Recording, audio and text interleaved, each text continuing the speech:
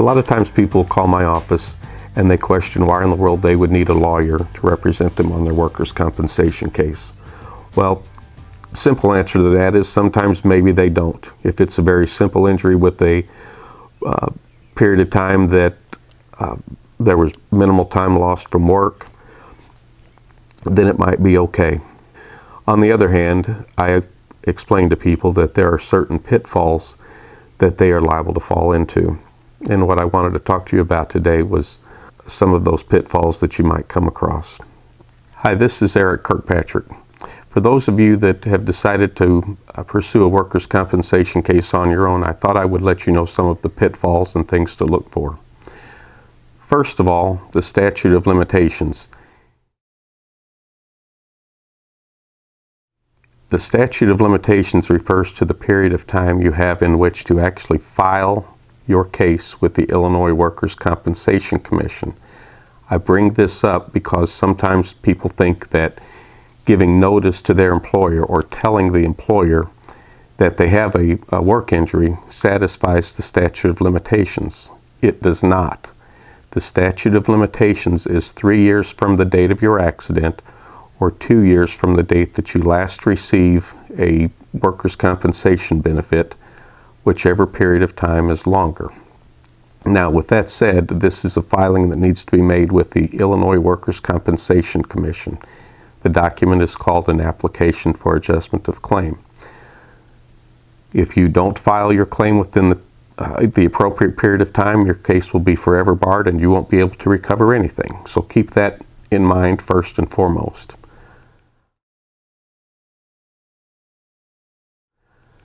Another pitfall that I see folks representing themselves on is that they don't realize that the doctor the company sends them to isn't the doctor that they have to treat with.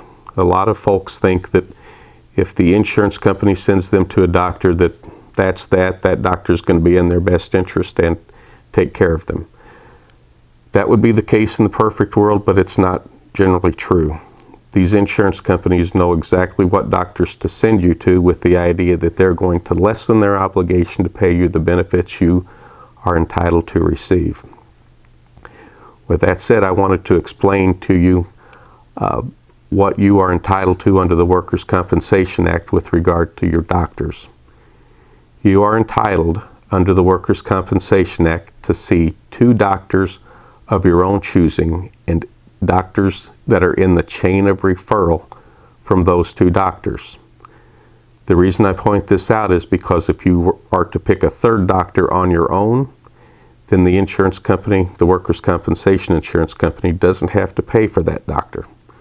So to give you an example, if you go to a Dr. Jones and then you choose a Dr. Smith, those are your 2 choices of doctor.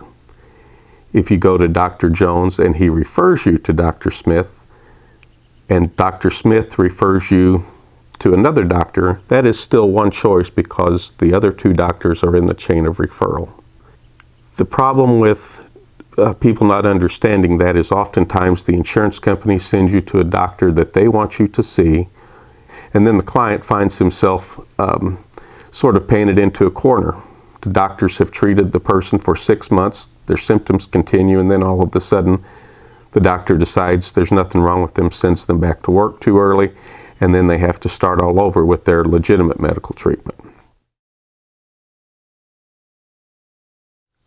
Another pitfall that folks representing themselves should look out for is to make sure that the benefit you're receiving during the time that you're unable to work is equal to 2/3 of your gross average weekly wage. This means your wages before taxes are taken out. Now, the insurance company will a lot of times tell you that overtime is not to be included. That's not necessarily the case. Your overtime earnings can be included if you worked overtime on a regular and continuous basis, or, and that's significant, or the overtime was mandatory. Sometimes the insurance companies will tell people, even me, that the overtime is not to be included because of the it's overtime and not part of the wages. That's not true. It matters if it's regularly worked, which, for example, would be more than 50% of the time during the period of time you've worked for the employer over the last year or less. And then, of course, mandatory means mandatory. The employer requires you to work it. The thing about this is it's the overtime hours that are included, but it's calculated at your regular rate of pay, your regular hourly rate, instead of including your double time or time and a half pay.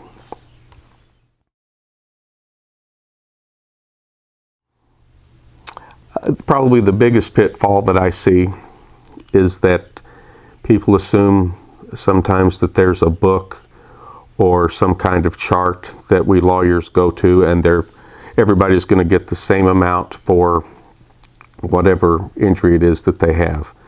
For example, that they believe that we go to a book that shows for a knee surgery that it's going to pay so much money. That's not the case at all. The value of a case is dependent on what the commission, the arbitrators, have determined on similar cases for years, 100 years or more. And this goes back to cases that have been arbitrated, cases that have been arbitrated and appealed to the commission, to the circuit court, to the appellate court. The value of a case is different for everybody, even if it's the same injury, because most people don't work at the same number of hours and the same rate of pay as their friend or coworker who might have the same injury. Plus the fact that workers' compensation has its own system of percentage of loss, generally speaking, versus true dollar figures.